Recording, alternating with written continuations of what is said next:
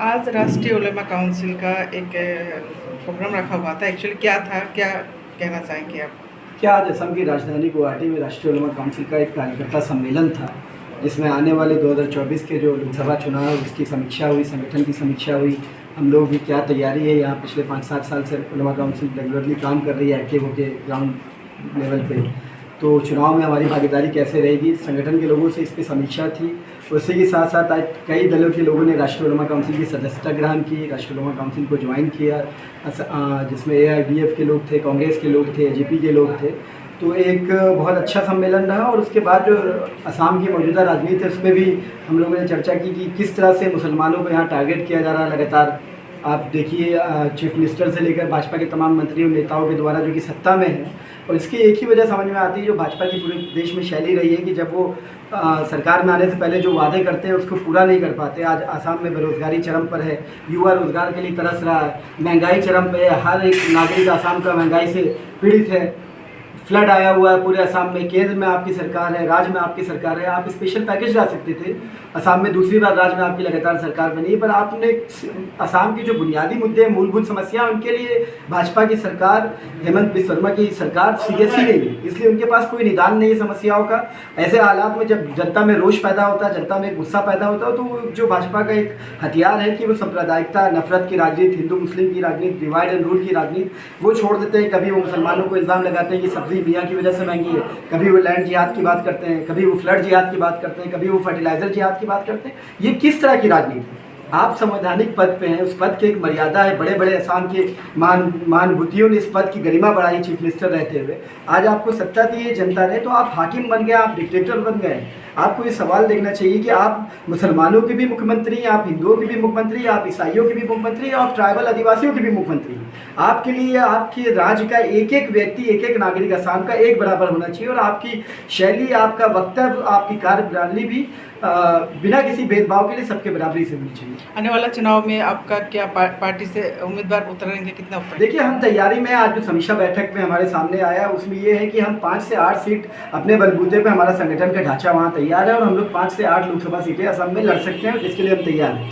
पर साथ ही साथ हमारी एक बुनियादी कोशिश ये है कि भारतीय जनता पार्टी को अगली चुनाव में दिल्ली की सत्ता से बाहर बैठाना है, क्योंकि देश का हर एक नागरिक आज प्रताड़ित हो चुका है भाजपा के कुशासन से। इसलिए हमारी कोशिश ये भी है कि जो लाइक माइंडेड पार्टीज़ हैं, जो सामान्य विचारधारा की पार्टी है, उनको साथ लेकर चला जाए। अगर एक अलायंस बनता है, हम उस अलायंस का हिस्सा होते हैं तो अच्छी बात है, फिर देखेंगे सीट बंटवारे पे बात होगी। अदरवाइज हम आज की तारीख में 5 से 8 सीट लड़ने के लिए अपने बलबूते पे तैयार हैं। असम का गठबंधन में आप लोग को क्यों नहीं शामिल किया गया?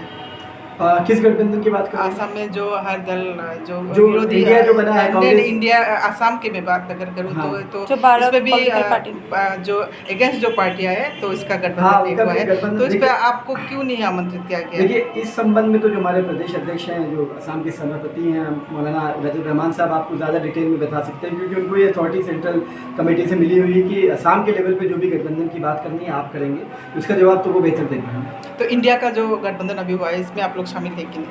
ये इंडिया गठबंधन में हमारे, जैसा कि हमने कहा, बातचीत तो चल रही है हम लोगों की। और एक सवाल बहुत ज़रूरी ये भी उठता है कि एक तरफ भारतीय जनता पार्टी है, वो तो मुसलमानों को अलग कर ही रही है, वो एक मैसेज खुलेआम दे रही है कि हमें मुसलमानों की ज़रूरत नहीं है, मियाँ की ज़रूरत नहीं है। वहीं दूसरी तरफ कांग्रेस है, जो मुख्य विपक्षी दल है, विपक्ष में बैठी हुई है, वो भी इंडिया में आप देखिए कोई भी मुस्लिम प्रतिनिधित्व वाला दल नहीं है। कुछ कश्मीरी दलों को छोड़ दें जहाँ पे मुसलमानों की राजनीतिक दल है, तो अगर आप देखिए सिवाय कश्मीर की पार्टी को छोड़ के पूरे हिंदुस्तान में किसी भी मुस्लिम प्रतिनिधित्व वाले दल को इंडिया में शामिल नहीं किया गया। तो क्या कांग्रेस और उनका जो ये इंडिया वाला अलायंस है वो भी ये मैसेज देना चाहता है इनडायरेक्टली कि हमें मुसलमानों की ज़रूरत नहीं है?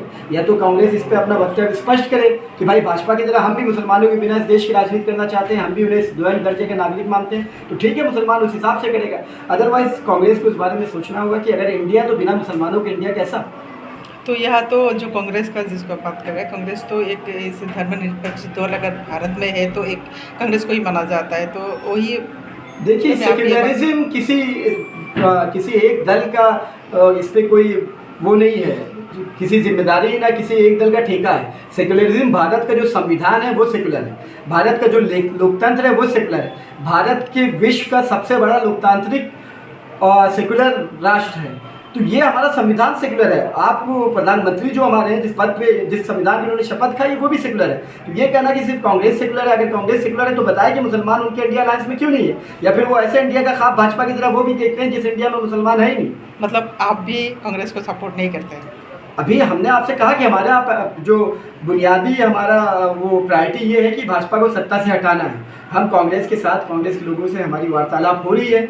अगर उन्हें लगता है वो साथ आते हैं तो ठीक है, अदरवाइज मुसलमान इस देश का, इस प्रदेश का मुसलमान सेल्फ डिपेंडेंट हो गया है, आत्मनिर्भर हो गया है। वो अपनी राजनीति और अपनी राजनीतिक दशा और दिशा खुद तय करने के लिए तैयार है। तो हम आखिरी सवाल एक पूछते हो, क्या अभी असम में कितना उम्मीद है आपको, जो आपका जो दल है ये उभर के आ पाएंगे?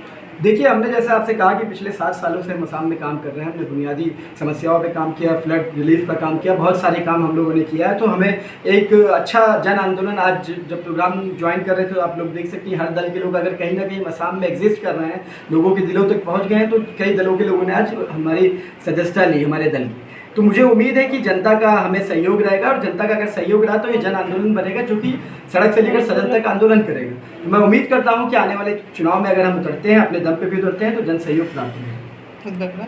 मणिपुर के बारे में क्या बताएंगे जो हुआ है अभी तक? देखिए, बहुत महत्वपूर्ण सवाल है। मैं नॉर्थ ईस्ट में बैठा हुआ हूँ। यहाँ एक नेडा है जिसे हमारे मुख्यमंत्री नॉर्थ ईस्ट के नेडा को वो चीफ हैं उसके, नॉर्थ ईस्टर्न डेमोक्रेटिक अलायंस है। अब आप सोचिए कि मणिपुर की जो घटना है और एक वायरल वीडियो, जो एक बेटी, वो देश की बेटी थी, वो किसी जाति, किसी धर्म, किसी राज्य की बेटी नहीं थी, वो हिंदुस्तान की बेटी थी। और इनका नारा बेटी बचाओ बेटी पढ़ाओ, उस नारे पे चले आ रहे हैं, बात करते हैं बेटियों को बचाने की। आप देखिए असम के मुख्यमंत्री का बयान क्या था, एक फॉर्मेलिटी, और उसके बाद वो लगातार सिर्फ ये कह रहे हैं कि कांग्रेस की सरकार में ये हुआ, वहाँ बंगाल में ये होता है, झारखंड में ये हो रहा। प्रधानमंत्री सदन के पटल पे खड़े होकर कहते हैं कि झारखंड में क्या हुआ, राजस्थान में क्या हुआ। तो ये वॉट अबाउटरी कब तक चलेगी? आप बेटी इस देश में, बेटी इस देश का भविष्य, बेटी से ही हम सब पैदा होते हैं, बेटी से ये देश हम भारत माता कहते हैं, हम जय आई असम कहते हैं। तो जब माँ का दर्जा आपने दे रखा है इस मातृभूमि को, तो वो बेटी जिससे सब कुछ है, उस बेटी की रक्षा के लिए भी वॉट अबाउटरी करनी पड़ेगी आपको इधर उधर राजस्थान। हमें तो शर्मिंदा, एज अ राष्ट्र हम शर्मिंदा हैं। पूरे देश की जग हंसाई हुई पूरी दुनिया में हमारी 2 बेटियों को, उस पर क्या गुजरती हुई, अगर 1 मिनट के लिए आप सोच लिए तो मेरी आवाज़ काँप जाती है, मेरे बदन, मेरे रोंगटे खड़े हो जाते हैं। हम सब की बेटियां हैं, मेरी बेटी है, मेरी बहन है, मेरी माँ, किसी के साथ भी हो सकता है। इस पर तो मणिपुर के मुख्यमंत्री को अपने आप इस्तीफा दे देना चाहिए था। अगर उन्होंने इस्तीफा नहीं दिया तो राष्ट्रपति महोदय, जो कि खुद एक महिला है, उन्हें अपना पावर इस्तेमाल करते हुए भंग कर देना चाहिए था वहाँ की विधानसभा को। पर अफसोस, यही तो है कुशासन, यही तो है कि लोकतांत्रिक मूल्यों को कमजोर किया जा रहा है, डेमोक्रेसी की धज्जियां उड़ाई जा रही है, सेकुलरिज्म की धज्जियां उड़ाई जा रही है, और संविधान जो देश का सबसे बड़ा है, जो सर्वप्रिय है, जो सर्वोपरि है, उस संविधान की धज्जियां उड़ाई जा रही है सरकार द्वारा और भाजपा द्वारा। আজি ৰাষ্ট্ৰীয় ওলমা কাউন্সিলৰ আজি যোগদান কাৰ্যসূচী আছিলে, কি ক'ব? চাওক, আজি আমাৰ ৰাষ্ট্ৰীয় ওলমা কাউন্সিল চমুকৈ REC দলৰ যোগদান কাৰ্যসূচী আছিলে। আমাৰ অসমৰ বিভিন্ন জেগা, বিভিন্ন জিলাৰ, বিভিন্ন এলেকাৰ কিছুমান কৰ্মকৰ্তা তেওঁলোকৰ ওচৰত যোগদান কৰিবলৈ বহুত মানুহ মানে আগবাঢ়ি আহিছিলে। যেনে কংগ্ৰেছ দল, UDF দল, বহুত মানে সংগঠনৰ পৰাও কিছুমান মানুহ আগবাঢ়ি আহিছিল। তেওঁলোকৰ মানে আশা আছিল আমাৰ ৰাষ্ট্ৰীয় নেতৃত্বৰ হাতত যোগদান কৰিবলৈ কাৰণে। যিহেতু আজিৰ এই সভাত আমাৰ দলৰ ৰাষ্ট্ৰীয় মুখপাত্ৰ এডভোকেট তালহাৰ আছাদী চাহাব আৰু অসম ৰাজ্যিক প্ৰভাৰী মহম্মদ নছিম চাহাব, তেওঁলোকৰ সন্মুখতে, তেওঁলোকৰ হাততে আজি প্ৰায় 32জনমান মানুহ আমাৰ আজি যোগদান কাৰ্যসূচীত আগভাগ লৈছে আৰু তেওঁলোকে দলত যোগদান কৰিছে। আগন্তুক সময়ত আপোনালোকৰ মানে কি ধৰণে আপোনালোকে? চাওক, ৰাষ্ট্ৰীয় ওলমা কাউন্সিল বিগত 5 বছৰ ধৰি অসমত কাম কৰি আছে। অসমত এতিয়ালৈকে আমাৰ 12খন জিলাত আমাৰ পৌৰ সমিতি আছে, আৰু টোটেল আৰু লগভগ 20খন জিলাতে আমাৰ কাম চলি আছে। তো আগন্তুক যিটো লোকসভা নিৰ্বাচনৰ প্ৰতি লক্ষ্য ৰাখি আমি দলীয় কাম আগবঢ়াই নি আছোঁ। আমাৰ দলটোক শক্তিশালী কৰিবলৈ কাৰণে আমি অহৰহৰ চেষ্টা চলাই আছোঁ। বিগত 3 মাহৰ মূৰে আমি এটা প্ৰগ্ৰাম কৰি আছোঁ, আৰু আমি আজি এটা সিদ্ধান্ত লৈছোঁ যে আমাৰ প্ৰত্যেক মাহতে এটা জিলাত আমি প্ৰগ্ৰাম কৰিম। যিহেতু আমি কমচে কম 8টা ছিটত প্ৰাৰ্থিতা আগবঢ়াবলৈ কাৰণে আমি আজি আলোচনা বিবেচনা কৰিছোঁ ৰাষ্ট্ৰীয় নেতৃত্বৰ লগত। গতিকে সেইমৰ্মে আমাৰ দলটো অতি সোনকালে শক্তিশালী হ'ব লাগে, আৰু এই ৰূপত আমি কাম কৰি আছোঁ। আপোনালোকে যিহেতু অসমৰ যিটো গঠবন্ধনত আপোনালোকে কিয় মানে?